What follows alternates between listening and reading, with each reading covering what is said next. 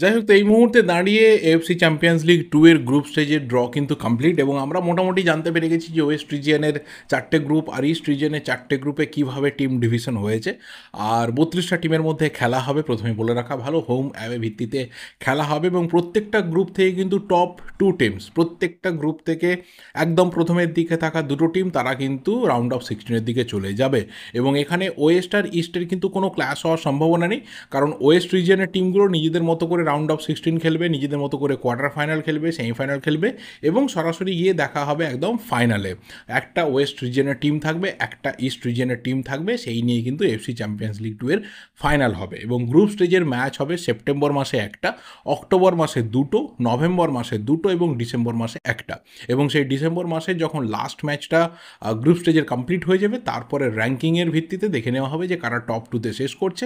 এবং ডিসেম্বর মাসে এই নকআউট পর্বের কিন্তু ড্র রয়েছে এবং তারপর আবারও ফেব্রুয়ারি মাসে আমরা নকআউট পর্ব দেখতে যাব।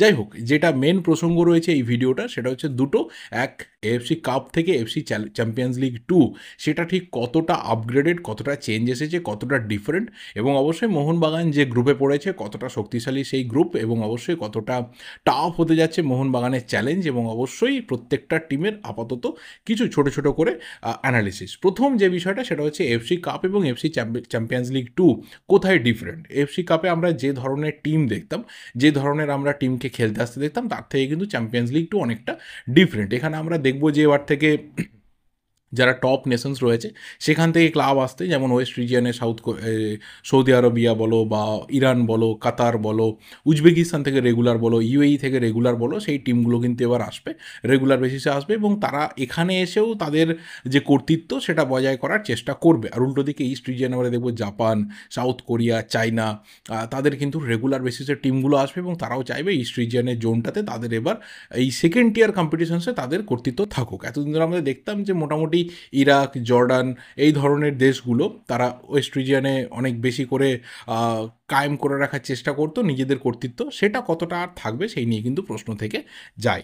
এবং এখানে একটা খুব সারপ্রাইজিং রুল এবারে এএফসি কিন্তু নিয়ে এসেছি, যেটা নিয়ে এর আগে কথা বলেছি, যে এইবারে কিন্তু এএফসি কম্পিটিশনসে কোনো ধরনের বিদেশি রেজিস্ট্রেশনের লিমিটেশনস নেই, কোনো বাউন্ডারি নেই, যত খুশি রেজিস্ট্রেশন তুমি করতে পারো, প্রবলেম নেই। কিন্তু সেখানে একটা ছোট্ট ক্লজ রয়েছে। কি ক্লজ? না, যে সমস্ত দেশে যতজন করে বিদেশি প্লেয়ার রেজিস্ট্রেশন করা যায় সেটাই কিন্তু সেই ক্লাবগুলো এএফসি কম্পিটিশনসে রেজিস্ট্রেশন করতে পারবে।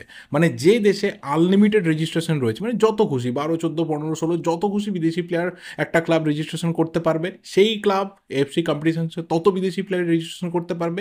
আর যে দেশে লিমিটেশনস রয়েছে, যেমন আমাদের দেশে 6 জনের লিমিটেশনস রয়েছে, তো আমাদের ক্লাবগুলো কিন্তু 6 জনের বেশি রেজিস্ট্রেশন করতে পারবে না এফসি কম্পিটিশনসে। এখানে কোথাও একটা বিরাট বড় গ্যাপ তৈরি হয়ে যাবে, বিশেষ করে যেহেতু আমাদের দেশে ডোমেস্টিক প্লেয়ারদের মানটা অনেকটা কম, সাউথ কোরিয়া বলো, ইরান বলো, কাতার বলো, এই সমস্ত দেশগুলোর থেকে।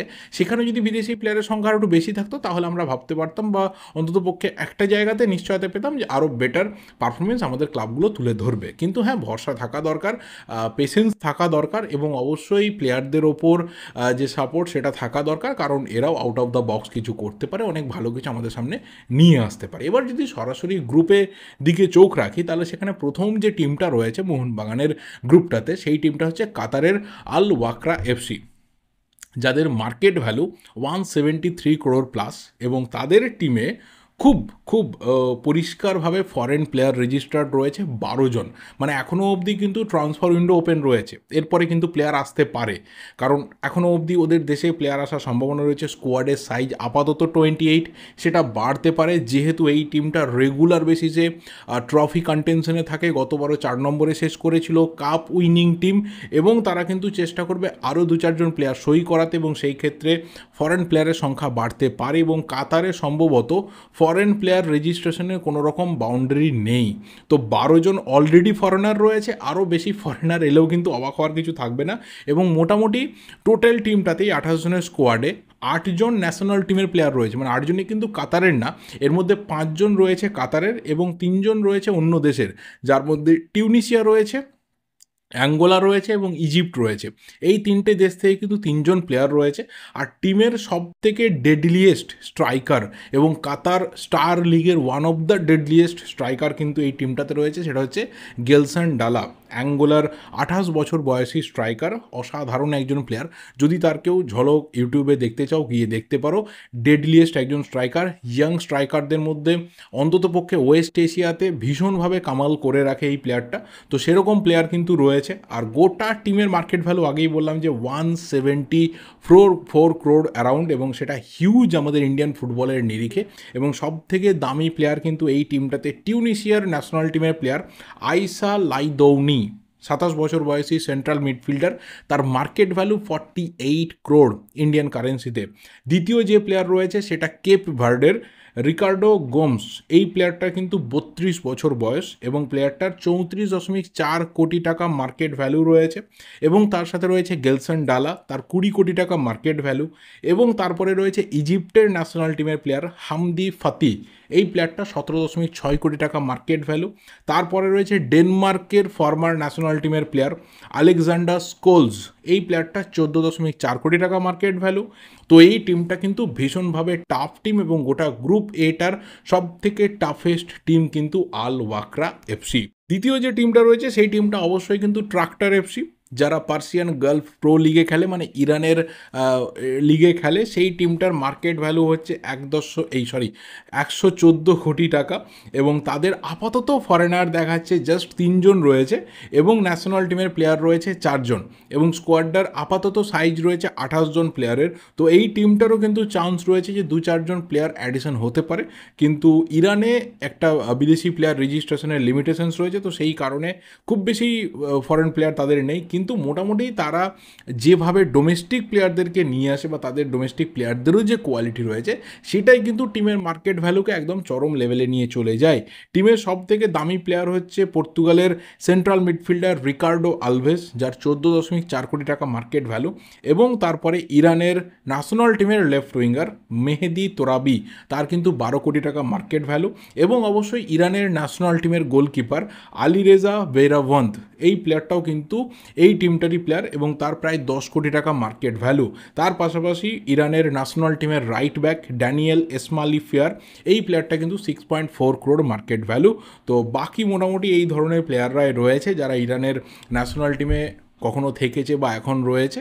তো প্রচুর প্রচুর হাইফাই কোয়ালিটির একটা টিম, এবং রেগুলার বেসিসে ইরানের যে লিগ রয়েছে সেই লিগে কিন্তু কন্টেনশনে ট্রাক্টর এফসি থাকে।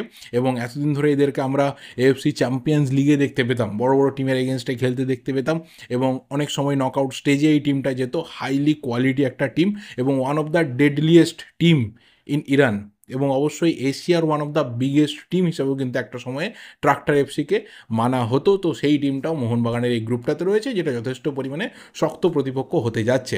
এবং থার্ড যে টিমটা রয়েছে এই গ্রুপটাতে সেটা অবশ্যই তাজিকিস্তানের রাবসান কুলব এফসি, এবং এই টিমটার মার্কেট ভ্যালু শো করছে 11.8 ক্রোডস। কিন্তু যেহেতু বললাম যে খুব একটা ডেটা অ্যাভেলেবেল থাকে না এই দেশগুলো, তাজিকিস্তান, তুর্কমেনিস্তান, এই দেশগুলোর, তো সেই কারণে খুব একটা ক্যালকুলেশন হয় না মার্কেট ভ্যালুতে।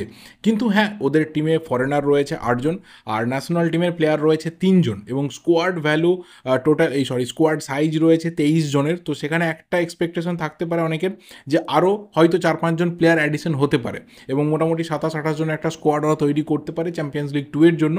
দেখা যাক সেটা। কিন্তু 8 জন যে বিদেশি প্লেয়ার রয়েছে, সেই বিদেশি প্লেয়ারদেরই মার্কেট ভ্যালু সব থেকে বেশি, যার মধ্যে রাইট ব্যাক রয়েছে ইউক্রেনের অ্যান্দ্রি মার্কোভিচ, যার 2 কোটি টাকা মাত্র মার্কেট ভ্যালু।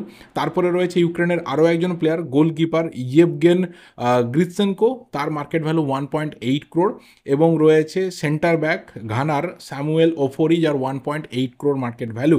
এবং তারপরে ওদের কিছু তাজিকিস্তানের প্লেয়ার রয়েছে যাদের মার্কেট ভ্যালু রয়েছে, যারা ন্যাচারালি ন্যাশনাল টিমের প্লেয়ার। আর রিসেন্ট টাইমে একটা জিনিস মাথায় রাখতে হবে, যে এই তাজিকিস্তানের টিমটা কিন্তু এএফসি এশিয়ান কাপে তারা কোয়ার্টার ফাইনাল অবধি রিচ করে গেছিলো। তো টিমটাতে যারা ন্যাশনাল টিমের প্লেয়াররা রয়েছে বা ডোমেস্টিক প্লেয়াররা রয়েছে, তাদের কোয়ালিটি কিন্তু যথেষ্ট ভালো। তো তাদেরকে বিট করে মোহনবাগানকে অনেকটা খেলাকে ধরতে হবে, এবং এই টিমটার এগেনস্টে কোথাও একটা এক্সপেকটেশন থাকবে যে মোহনবাগান দুটো ম্যাচ থেকে পজিটিভ পয়েন্টস সব থেকে বেশি কালেক্ট করতে পারে। তো একটা হাই চান্স কিন্তু নিশ্চিতভাবেই থাকবে। কিন্তু হ্যাঁ, উল্টো দিকে যে কাতার এবং ইরানের দুটো টিম রয়েছে সেখান থেকে সিরিয়াসলি জানি না যে কতটা পজিটিভ পয়েন্টস বেরিয়ে আসবে বা কতটা হাইলি রেটেড একটা ম্যাচ হতে যাবে ইন্ডিয়ান ফুটবলের নিরিখে, কারণ তারা আমাদের থেকে অনেকটা অ্যাহেড। তো ফাইনালি দেখা যাক, মোহনবাগানের এই টিমটার ওপর ভরসা নিশ্চিতভাবেই থাকবে, কারণ এইবারে যেভাবে টিম হয়েছে ডোমেস্টিক প্লেয়ারদের উপর অনেক বেশি ভরসা করা হয়েছে।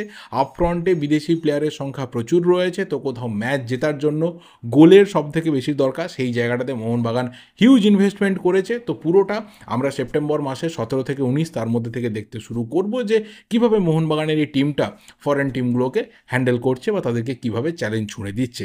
বাকিটা সময় কথা বলবে। তো পুরোটা আমার মনে হয় যে আমার যতটুকু ডিসকাশনের ছিল আমি করেছি। এবার তোমাদের যা যা ওপিনিয়ন্স রয়েছে অবশ্যই শেয়ার করে জানাতে থাকো। ভিডিওটা এই অবধি ভালো লাগলে লাইক করো, শেয়ার করো। চ্যানেলে নতুন হলে অবশ্যই চ্যানেলটা সাবস্ক্রাইব করে দিও। দেখা হবে পরের ভিডিওতে। Till then, thank you and good by.